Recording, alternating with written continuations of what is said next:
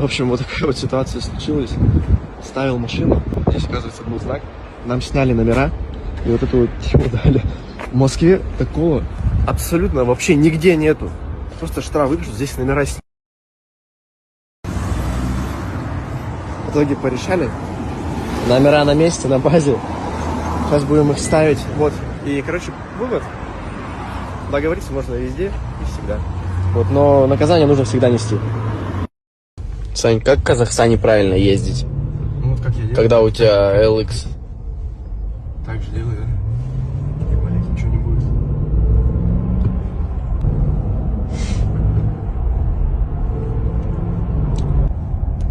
О, как элегантно. В общем, вот такая вот ситуация случилась. Ставил машину, здесь, оказывается, был знак. Нам сняли номера, и вот эту вот тему дали. В Москве такого абсолютно вообще нигде нету. Просто штраф выпишут, здесь номера сняли.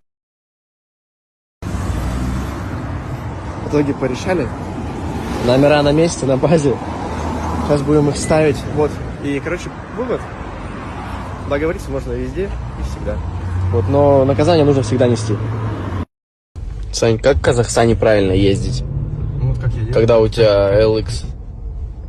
Так же делаю.